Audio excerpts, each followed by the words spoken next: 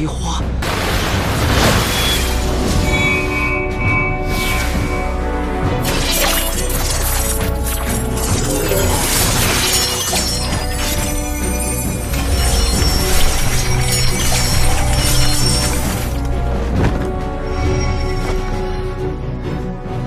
金刚不坏神通，果然是佛门中人。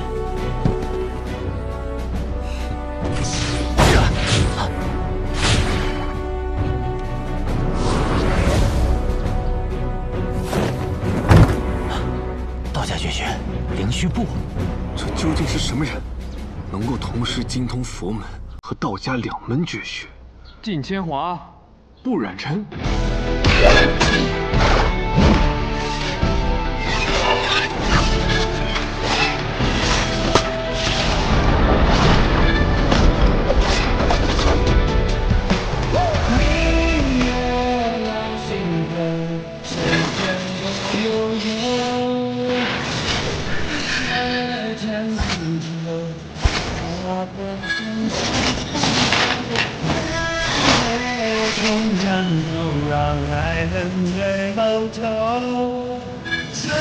去少年游，飞到春风却不知深秋。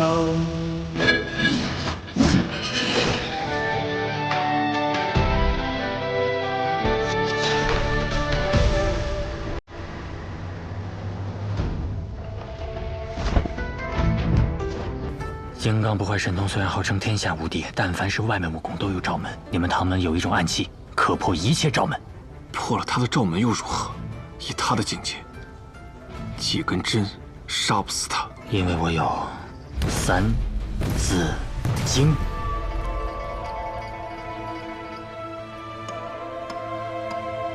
好，我信你。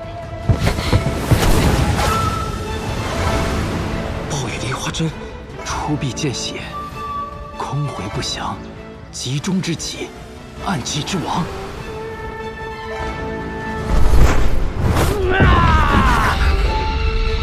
毒死你呀！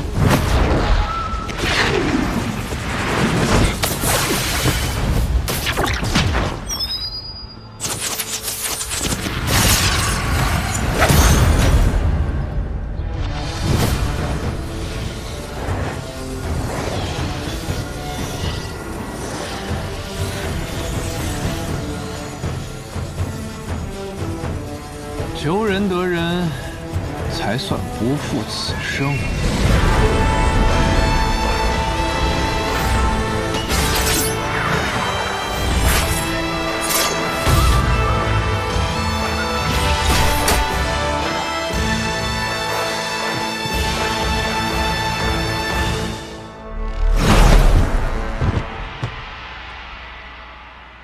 老头，就差你了。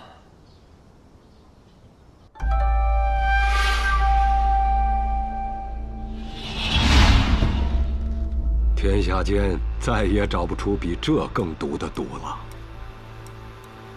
27颗暴雨梨花针，还带着温家的三字经，在你的气血中四处乱走，连带着你刚吞下的那些毒一起发作。我再给你一记仙人伏顶，你就可以往生去了。那就有劳你了。 你不会后悔了吧？不会想杀我吧？都说大境逍遥，寸手摸天，你就这么放弃了？你要是后悔了，要杀就杀我一个，不要连累唐门。哎呀，啰嗦！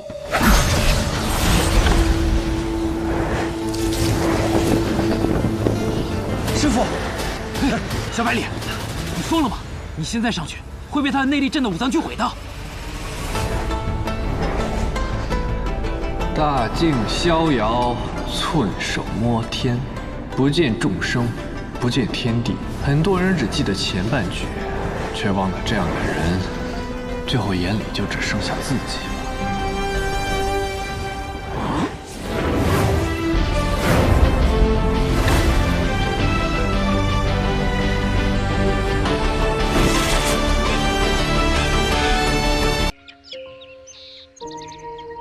兼究无绝色，悦目是佳人。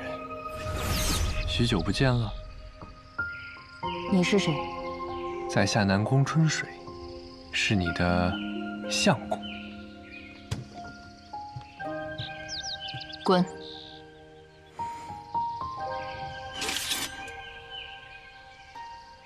人间已是大雪平，此地仍吹春日风。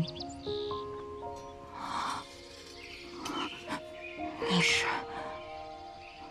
他？怎么我一说我是你的相公，你就会想到他？你难不成在你心里，你的相公就是他？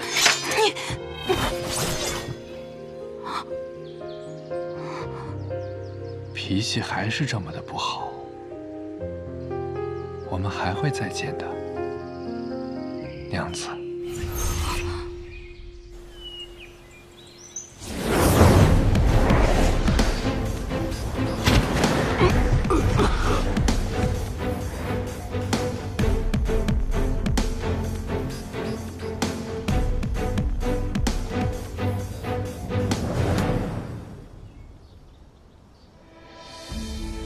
人间太无趣，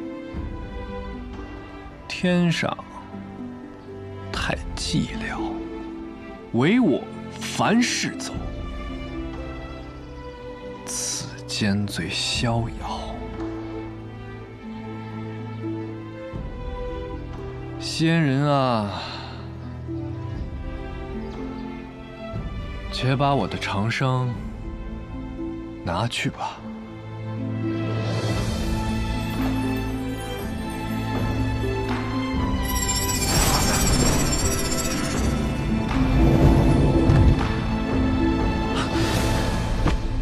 师傅，快醒醒啊！放心吧，他没死。你到底对我师傅做了什么？呆子，还没看明白吗？这是唐老太爷和李先生联手做的局。局？没错，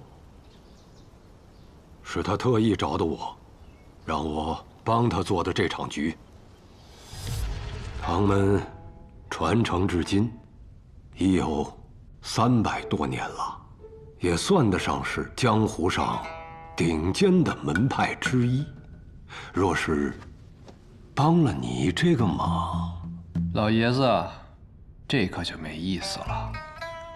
你说我不如去拜访一下雷家堡，我有一个徒弟，也姓雷，我很喜欢他，爱屋及乌。不如我去拔一拔雷家堡，拔到个武林盟主的地位，你看如何呀？我们说到哪儿了？哎，坐。这几百年了，唐门还是一个样子，不提到姓雷的，就压根儿意识不到这问题的严重性。真是相爱相杀呀！来，喝茶。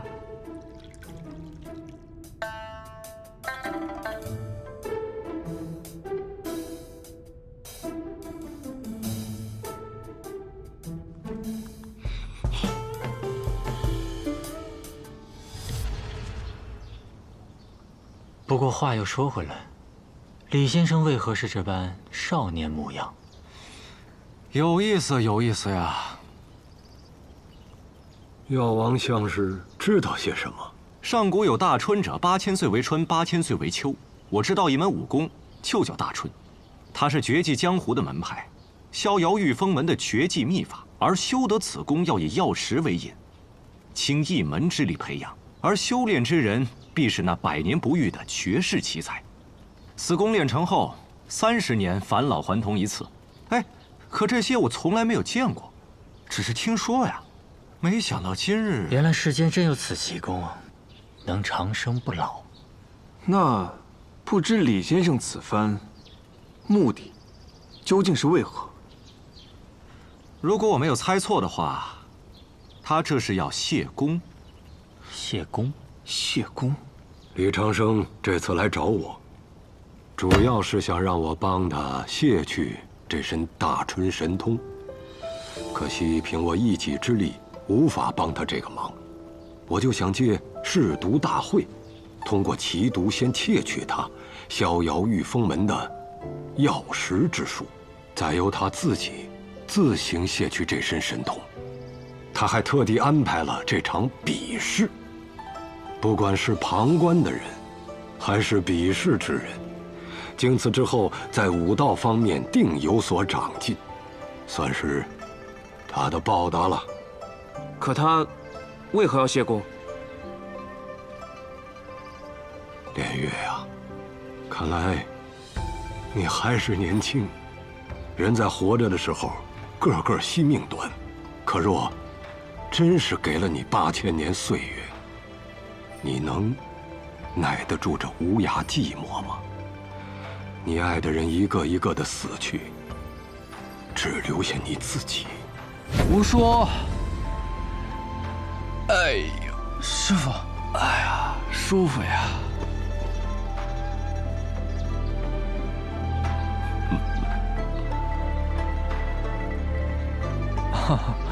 重新介绍一下，在下南宫春水，是一位儒雅的读书人。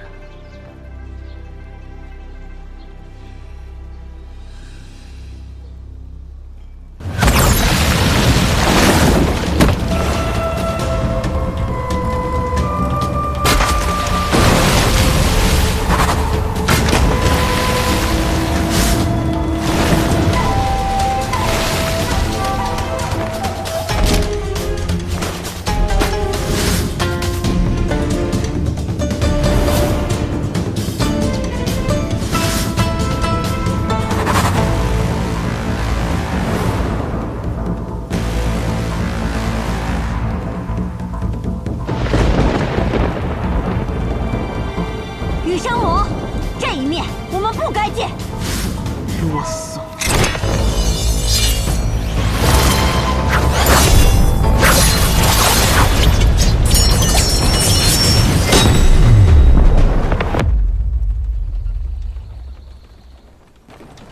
师傅，那你说，羽生魔是那叶灵霞的对手吗？不好说呀。你不是什么都知道吗？还有什么不好说的呀？若他死刑是为了自己，那么两个人打个平手，应该不是什么问题。但若他是为了别人，你是说为了云哥？羽生魔啊，别看很多人都称他为魔，但其实在我心中，他比很多人都要什么？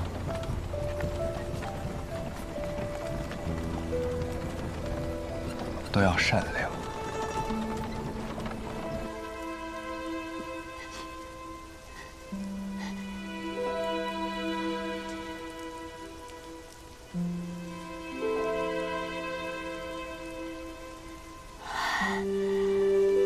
我败了，可你却要死了。你救的不该只是这个南局第一高手的虚名。我从来不求这样的虚名，即使世间都这么认为，那就这样认为好了。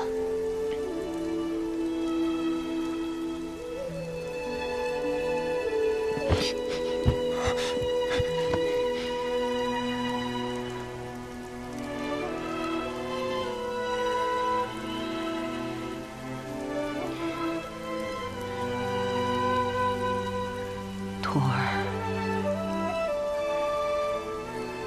我不让你看那最后一剑，不过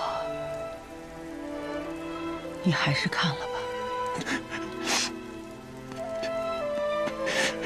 师父，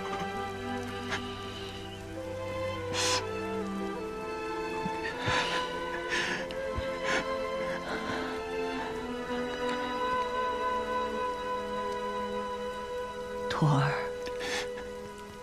不要难过，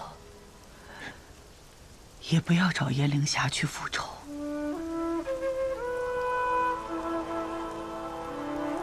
我练魔功这么多年，我的身子早就反噬的差不多了。就算今日不来此求嗣，我也活不过半年。这一路，我一共出了13剑，每一剑都是对你的指点。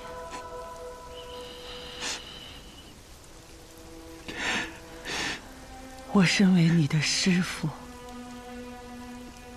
最后也只能做这么多了。徒儿，我不想你看最后一剑，是因为我不想你步入我的后尘。但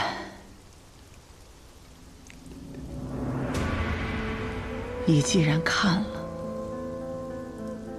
就要当得起这一剑的传承。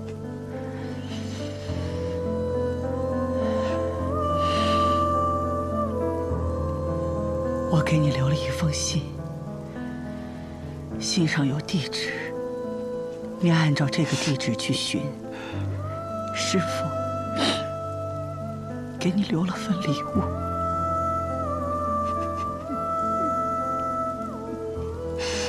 多谢师父。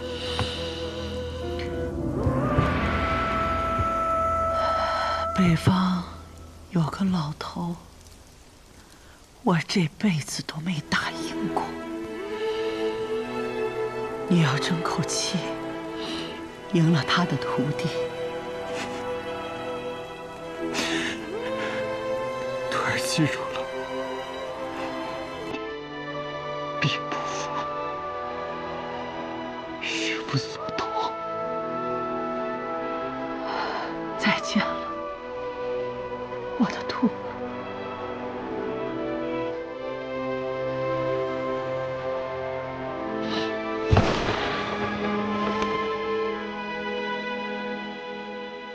江湖人不知我羽生魔从何而来，我亦不想让江湖人知道我终于何处。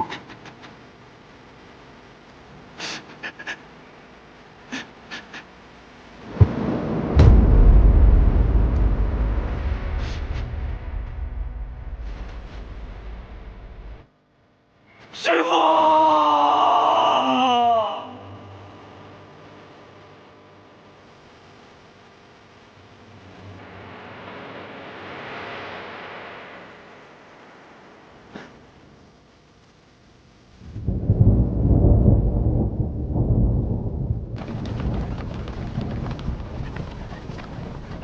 这水兄，在看什么？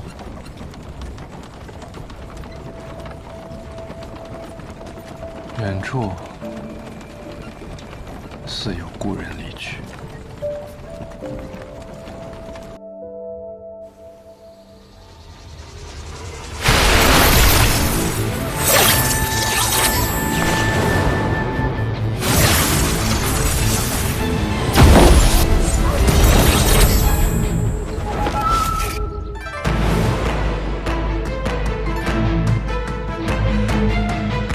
不错，在我手中能过3招了。司空长风，我们聊聊。好。一直以来，我都想问你一个问题：这百里东君出生侯府，身份尊贵，父亲是侯府世子，母亲是温家千金，如今更是天下第一李长生的弟子，他的命可以说是很好了。可你呢，自小流浪，四海为家，朝不保夕。按理说，他应该是你最讨厌的纨绔子弟，你为何会和他成为朋友？我刚认识他的时候，并不知道他是侯府的公子，那个时候只是觉得2个萍水相逢的人一起历练江湖，蛮好的。后来知道了他是侯府的公子，也只是觉得，原来在侯府长大的人也可以像他这样。哦，什么样的？我见过太多的世家公子了，他们呀，只是看着面目光鲜，其实内心里肮脏得很。但是百里东君不一样，他的心是澄澈的，是少年心。这个回答很好。更何况，我觉得我和他是一样的人，他的命好，我的命硬，我和他都是能够走到最后的人。这个回答就更妙了。这几日陪你练枪，你应该听了不少传闻，说我要收你为徒吧？不是，先生，那些只是传言。先生能够指导我用武，我已经很知足了。收徒一事，我不敢奢求。我不会收你为徒的，因为我没有这个资格。有一个比我厉害10倍、100倍的人想要收你为徒，只是时机未到。可这一天不会太远了。他也同样在等着江湖山水与你重逢。重逢？春梦秋云，聚散真容易。谢轩公子这是要走了？恰逢其会，终有一别。我的书看完了，自然也就该走了。司空兄，希望我们也可以山水再相逢。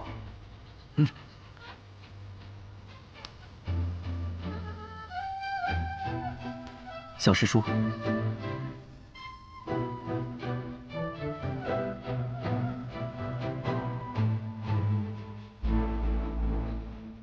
先生，我好像也该离开了。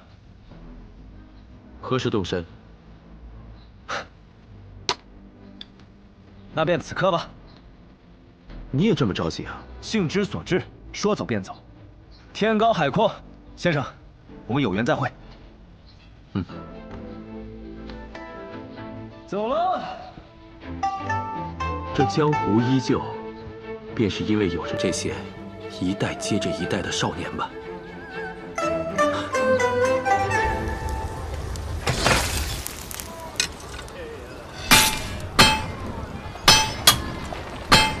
到了，就是这儿。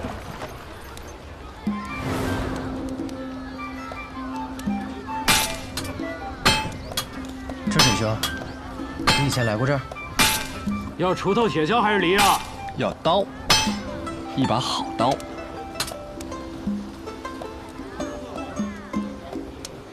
你是何人？故人。叫什么名字？南宫春水。你不姓李？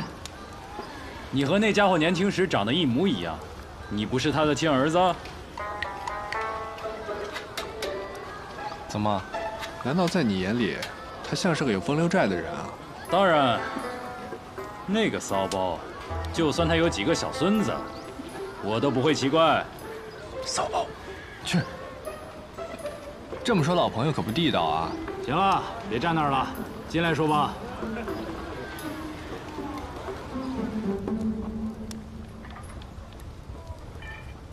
说说吧，什么来头？在下百里东君，学堂李先生弟子。在下影落霞，是柳月公子的弟子。柳月的弟子，难怪这么漂亮。至于你嘛，看起来一副武功平平的样子，拿着的剑倒是不错。2个金刚梵境的毛头小子，一个半斤8两的小丫头，她到底是有多大的胆子，居然放心就这样让你们来找我？不知这位铁匠师傅功夫几何，这般看不起金刚梵境？哎，我不是瞧不起金刚梵境，我只是瞧不起你的金刚梵境，因为我也在金刚梵境。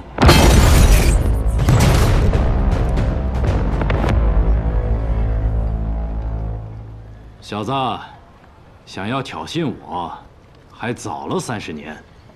哼，明明是你挑衅我。东君，这位就是我跟你说过的，排名前3的兵器锻造大师，兵神罗胜。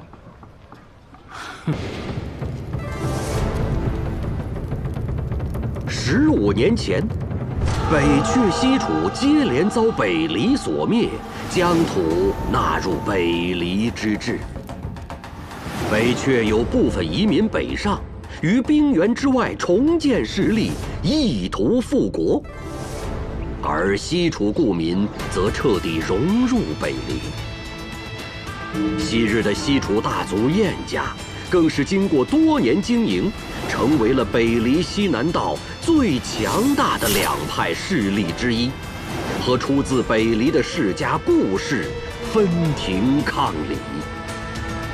直至太和15年，顾家家主顾洛离暴毙巴别城，西南道魁首之争终于拉开序幕。燕家家主燕别天趁顾家无主，强行欲与顾家二公子顾剑门联姻。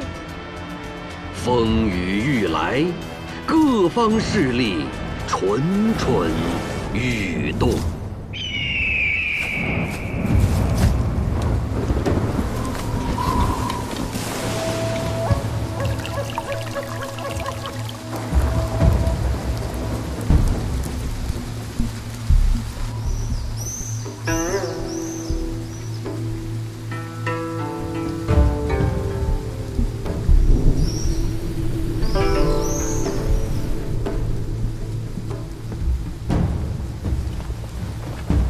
二公子，方才午夜派人来说，为避免燕家不满，让我们把府内的白帆都给换成红绸，实在是欺人太甚。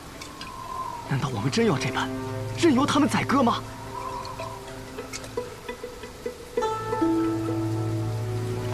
少师兄长请人为我批命，命书上说我一生壮志，空负凌云，死而不得其所。公子，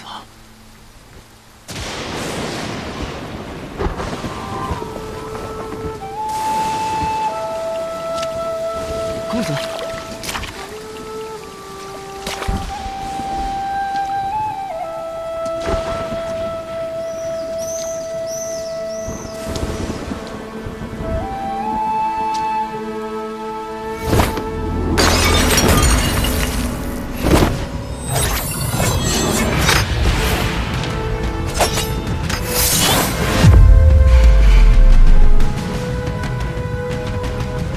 这把剑吗？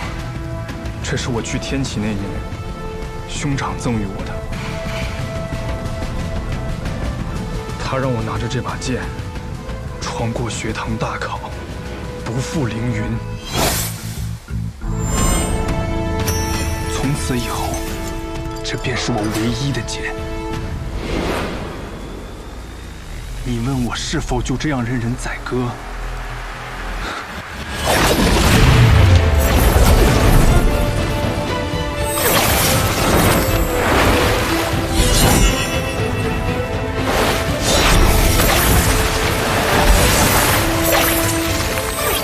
剑门16路天启，纵马扬鞭，踏遍19画洞，翻斩秋入白衣最飞天。我此生最不怕的就是拔剑，最不信的就是命。燕家在此时联姻，意图吞并顾家，简直可笑。既然他们觉得白帆不齐，想要红绸，那就让鲜血染尽这些白帆吧。我可是狂徒啊！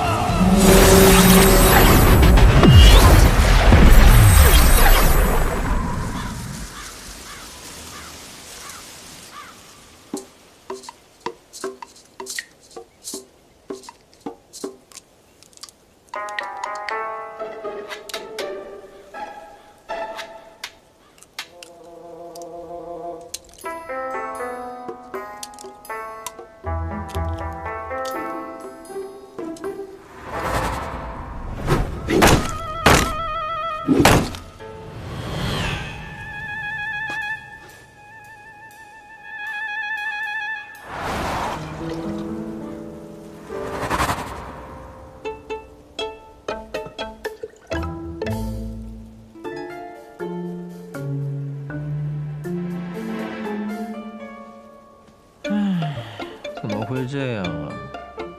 不是说柴桑城很繁华的吗？来了13天，一个客人都没有。我好歹也是乾东城小霸王，可会来这倒霉地方受罪。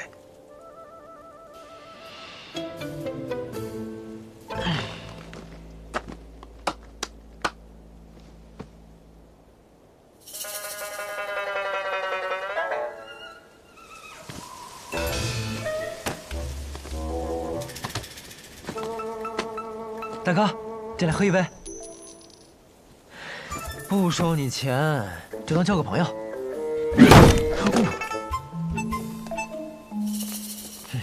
不交就不交，脾气这么差，给我来10斤肉。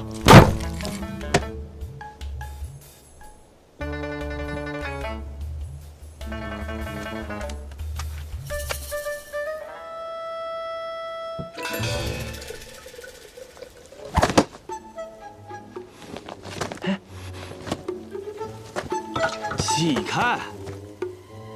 别挡着我看我家小西施。你有没有听过一句话？酒壮怂人胆。你看再酒也只是看，要是喝了我的酒，你就敢过去了。滚！得嘞，这要是在钱东城，我一把火烧了你的油铺。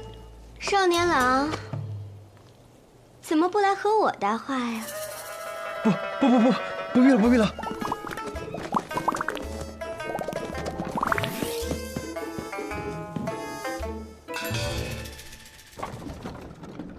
哎，起床了，宋长风。宋长风，嘿，懒骨头，哪有店小二起得比掌柜的还晚的呀？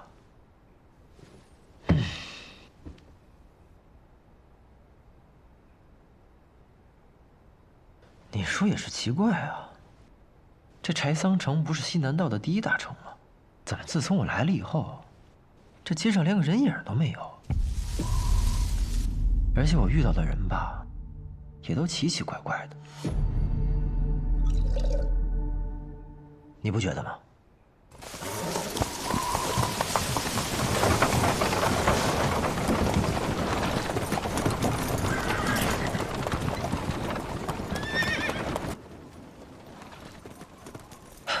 来客人了。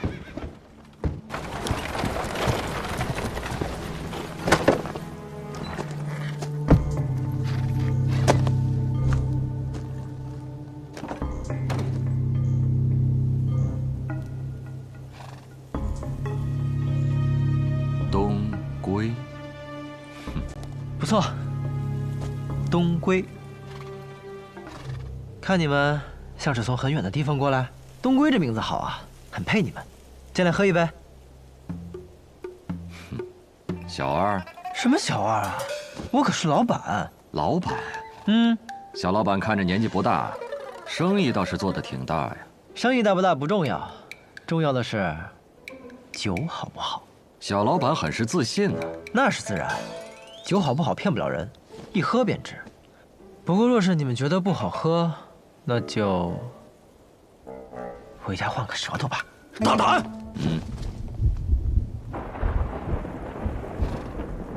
看这天似乎又要下雨了，既然已经来到了这儿，不如进去喝一杯，歇歇脚。走。哎，我的酒可不是随便歇歇脚就能喝的酒。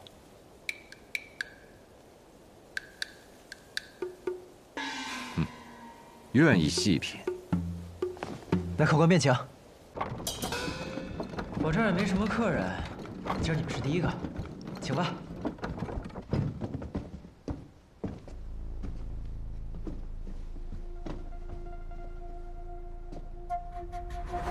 不是已经有一人了吗？他可不是什么客人，他属这儿的店小二。小二。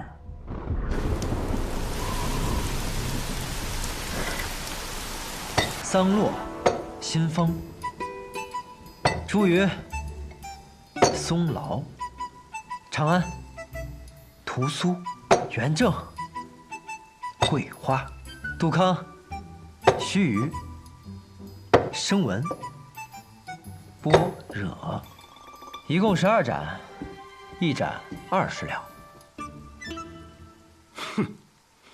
你知道整个西南道最好的酒馆蓝玉轩里的月落白卖多少钱吗？一盏18两。我的酒比它好喝一点，所以我卖20两。你都要了，爽快，请吧。小老板，既然没事，一起过来喝一杯酒吧。那我便不推辞了。不知小老板怎么称呼？我姓白，叫白东君。东君柯佩生烂山，青玉过时拂柳端。好名字。也有人这样叫过我的名字。来，喝酒。长安久未绵长，醉以雨天来饮。各位今日不饮的话，可惜了。要这话。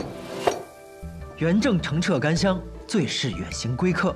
各位奔波而来，饮一杯正好。这也不好，那也可惜。敢问小老板能喝什么酒？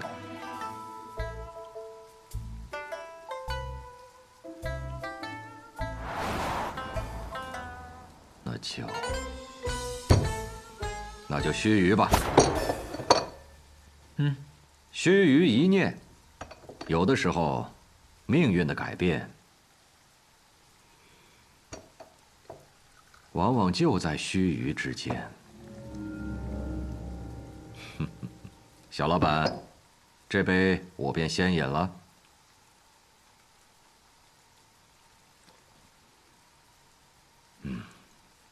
如何如何？我这酒最名天下。确实是好酒，在我此生喝过的酒里，可排前5。第5？那你告诉我，第1是什么呀？天启城，碉楼小筑，秋露白。秋露白。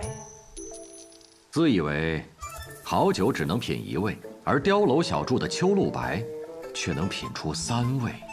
那我若酿出一壶酒，胜过秋露白，足以名扬天下。小老板若有机会去天启，可以一试。怕是没这个机会喽。我家人是不会让我回天启的。哦，回？真是好酒啊！我可真是个酿酒的天才啊！诸位，不饮一杯吗？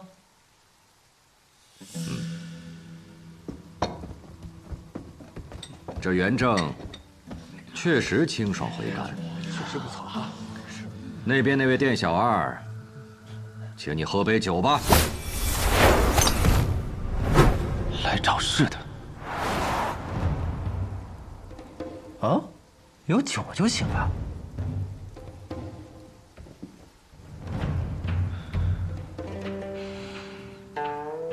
石元正，好酒。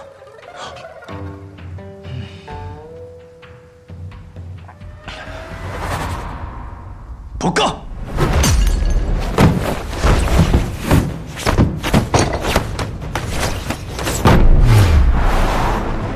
嘿，你个赔钱货，别打了我的酒！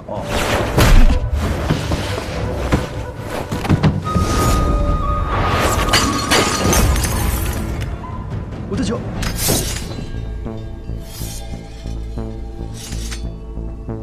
果然又是来闹事的。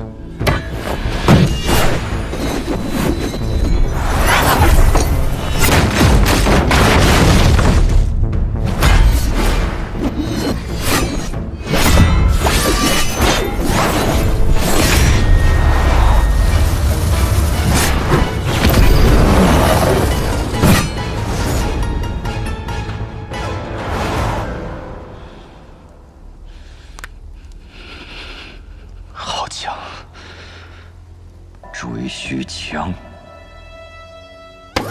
啊！你这家伙，都说了不让你打，你还打，你个赔钱货！注意客官，我家店小二就是个江湖浪人，不懂礼数，莫怪莫怪。看来这个雨一时半刻是停不了，但有些事却耽误不得。小老板，今天这酒便饮到这儿了，告辞。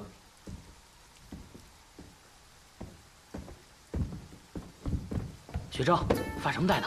走了。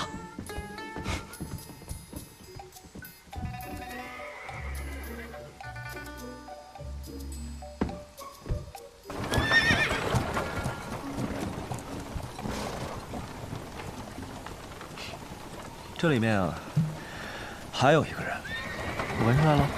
闻？女人香，女人。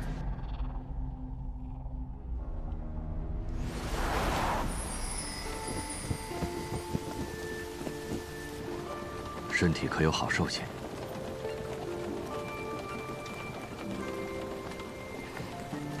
兄长，不碍事的。那酒肆到底什么底下？里面有个小老板，年纪不大，应当不会武功。他旁边的小二倒是会些功夫，但也不算太强。不过，这些现在都不重要了。为避免节外生枝，我会派魁正和学正将他们抹除。没想到啊，掌柜的，年纪轻轻，这么好色。我清清白白的，你可别乱说，坏我名声。不过是那熏香，我娘亲也用过。我早在1个月前就已派人控制了整个龙首街，唯有这间屋子，我摸不着底细。原以为只是一间实实在在的无主之宅，没想到临到关头，人出现了，还开了一间酒肆。尝尝，是好酒。人嘛，也算挺有意思的。还问我这酒能不能名扬天下？桑露，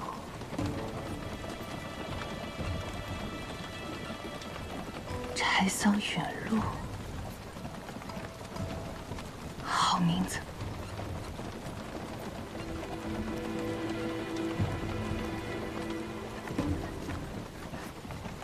也确实是好酒。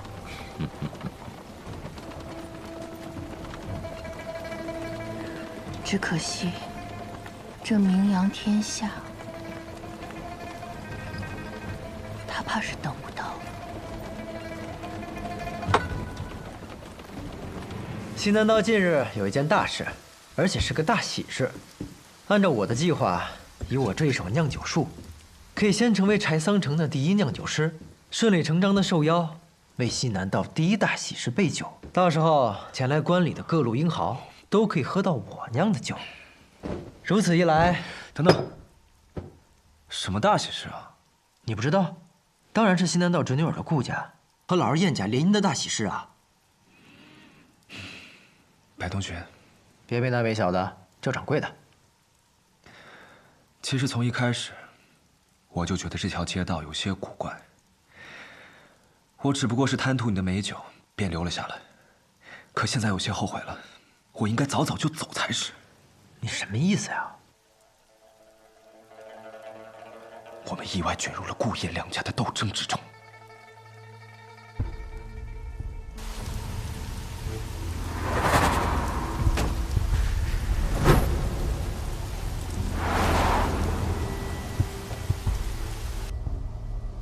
不止他们，还有刚才那一队人也是。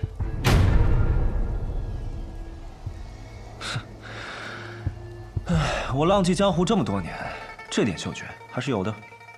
那你秀一秀，他们为的是什么呀？方才你不是说顾家和燕家要联姻吗？可这顾家大公子前些日子忽然暴毙，如果这门喜事是真的，那这喜事太蹊跷了。这人都死了，还结什么亲啊？顾家还有一位公子，你有没有听说过这样一首诗？风华难测清歌雅，琢墨多言凌云狂。柳月绝代莫尘愁，清香有才留无名。这也太不押韵了吧！哎呀，这是白小堂发布的公子榜，只不在押韵，而在贴切。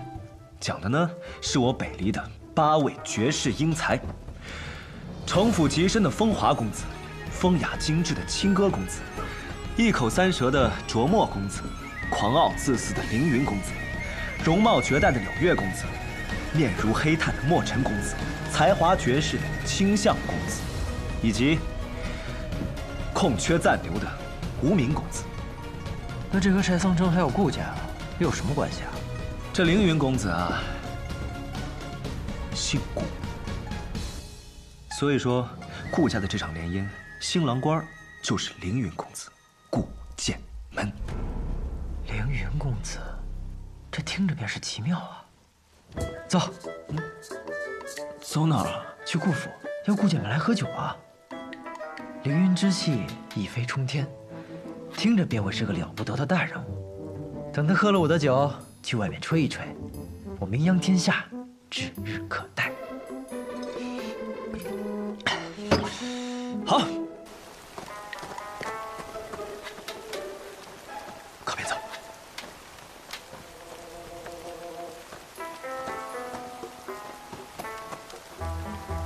你不是要带我去顾府吗？怎么像是去做贼？你信不信光明正大的走，连这条龙首街都出不去？哎，没想到你这个赔钱货懂得还挺多嘛。那是自然，混迹江湖这么多年，要是这点心思都没有，早就埋在下面了。走吧。呀！怎么了？有人。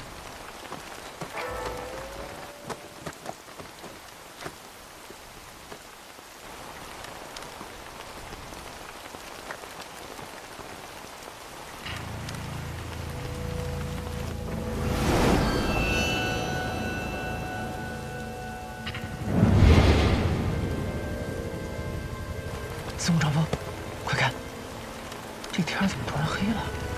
嘘。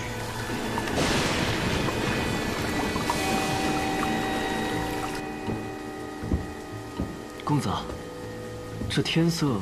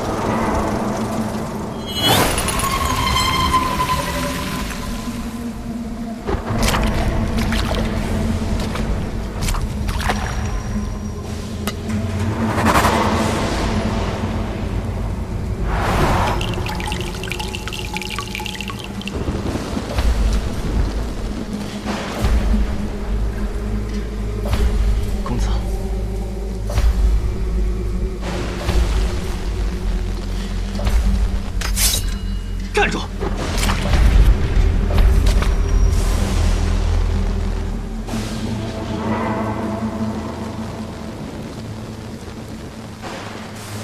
是来自暗河的贵客吧？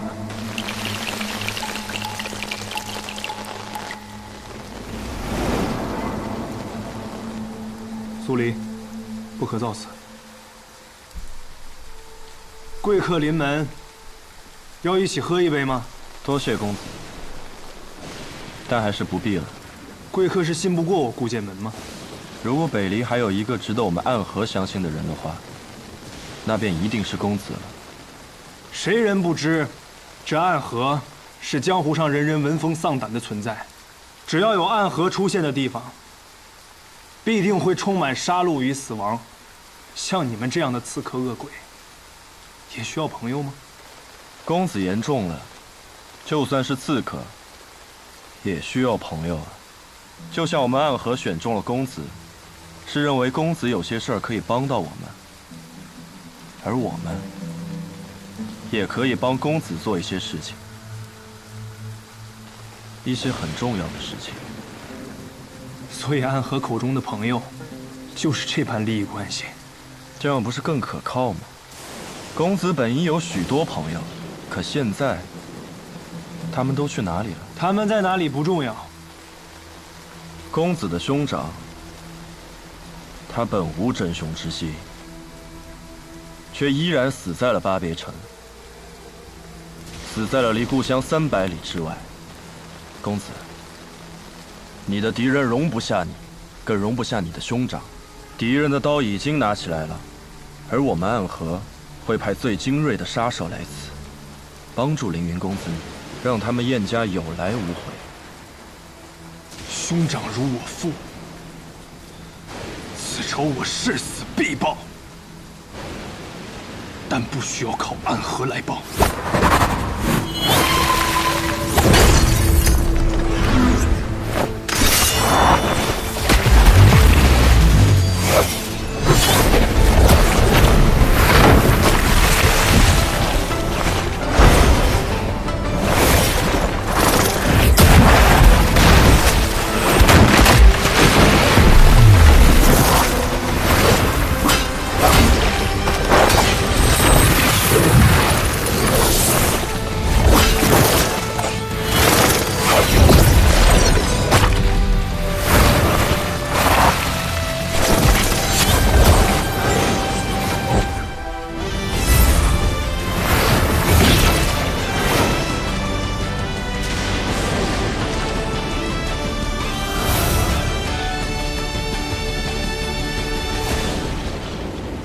名剑月雪，据说这把剑奇刃之锋，可斩断空中雪线。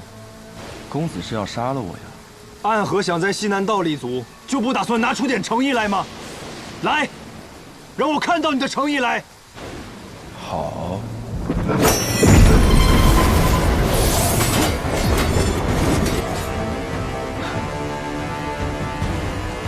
好。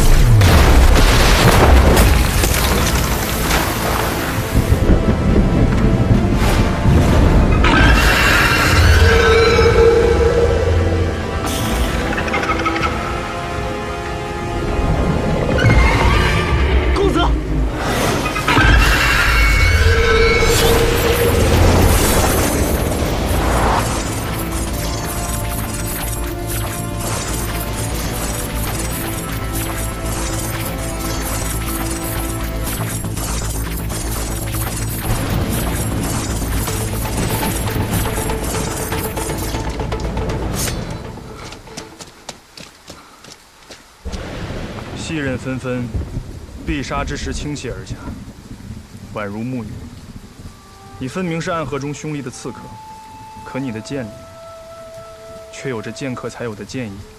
公子从一开始便没打算跟我们合作，为什么又逼我用出最后的杀招？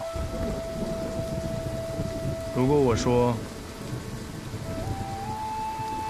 是因为我兄长死了，可我却还被困在此处无法离开，所以很想找人结结实实的打一架，那你的剑是不是就要刺下来了？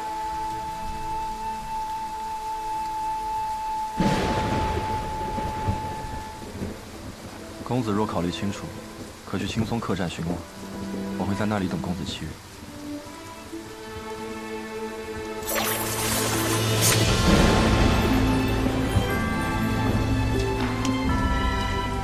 你叫什么名字？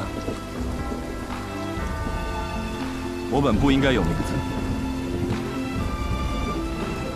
但我愿告诉公子我的名字。我叫苏沐雨。公子再见。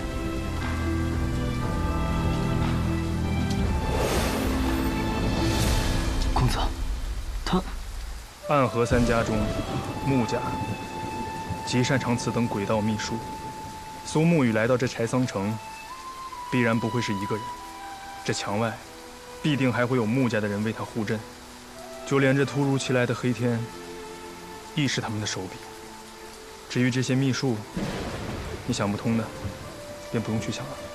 那他刚才说的是？暗河不请自来，背后图谋令人胆寒。我们的敌人只是人世中的凶徒，可来做交易的却是地狱里的恶鬼啊！那鬼应该走远了吧？奇哉奇哉，这天怎么又亮了？我有种不好的预感，咱们先离开这儿吧。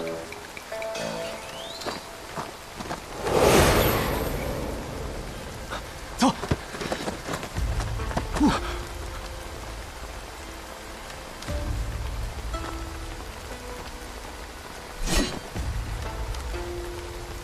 你们两个看到了什么？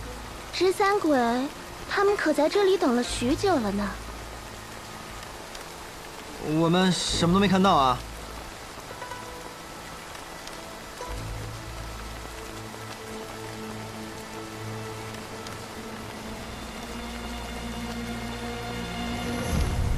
走吧，离开这里，最好离开这座城。十三鬼，还不快走！多谢。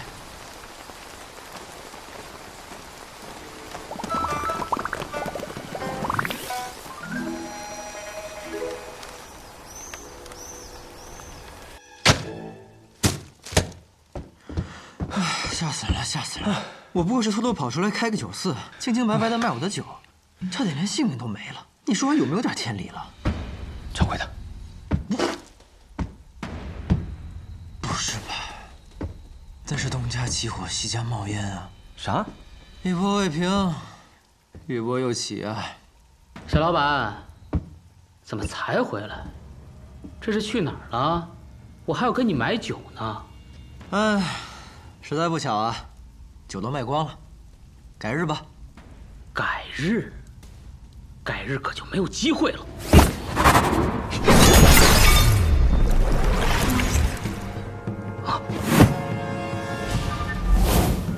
没机会的是你。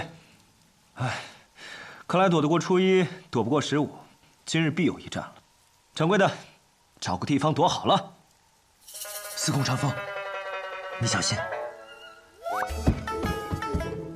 哎，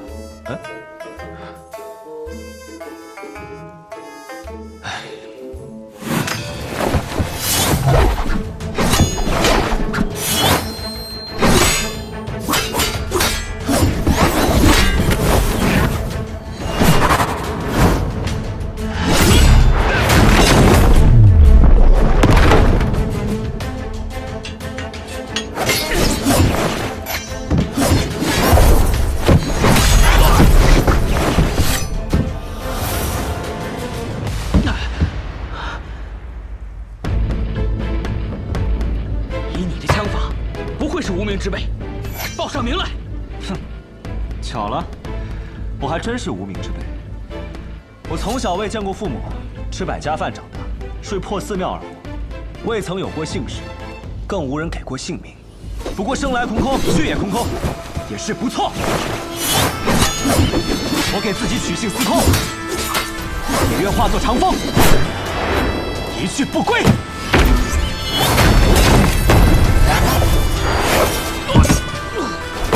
武将，司空长风。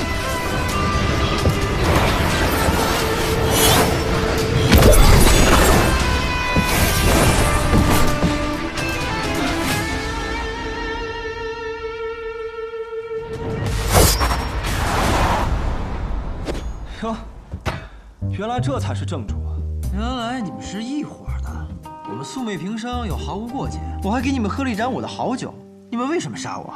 总不能是嫌我的酒太贵了吧？怪就怪你开店选错了地方吧？儿戏了吧？生命是很珍贵的东西，每个人都只有一次，我们并没有权利随意去剥夺别人的生命啊！白痴，你说什么？掌柜的，你还没听明白吗？顾府已经被这帮家伙包围了，咱们碍着他们的事儿了，说你白痴没错，你竟然想着和这样子的人讲道理。喂，屠夫，我就问你一个问题，你说，如果我们现在离开，能放过我们吗？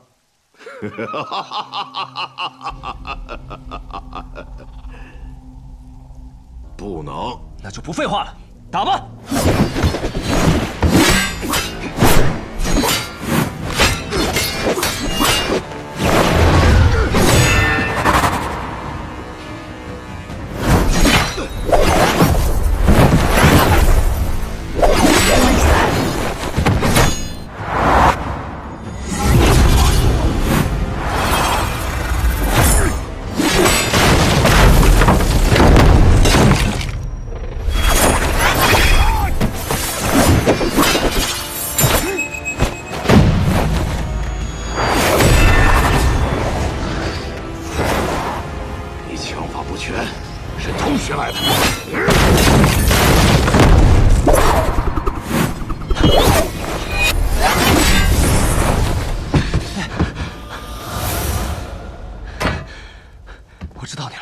生遭官法，死见阎罗。你是金口阎罗严千岁。掌柜的，你先跑。我千里迢迢的跑过来开酒肆，也不是没有准备。你快跑啊！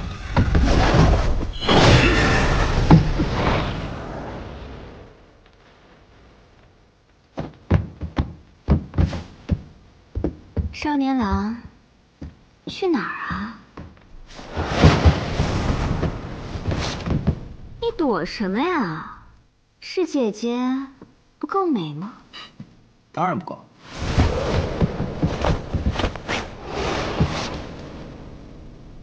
你想去哪儿啊？去那儿。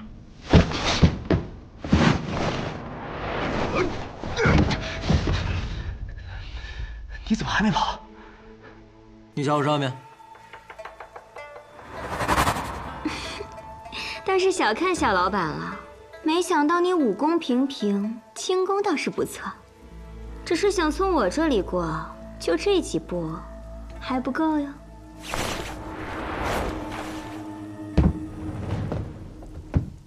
这样吧，姐姐看少年郎生得俊俏，也不忍斩尽杀绝，不如把我们放了。说什么玩笑话？不如你们两个活一个，死一个吧。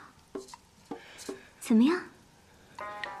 商量一下，谁死谁活？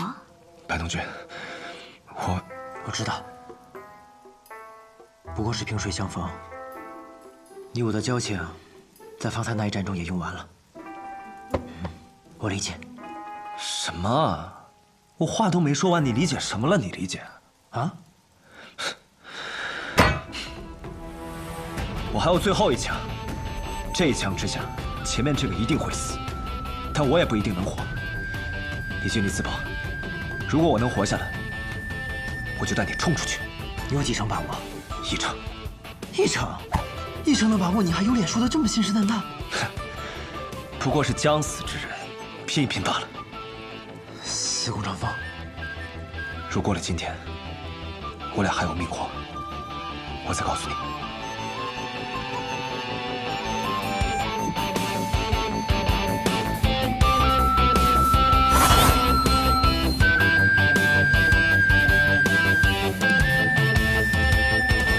死什么呀？不死。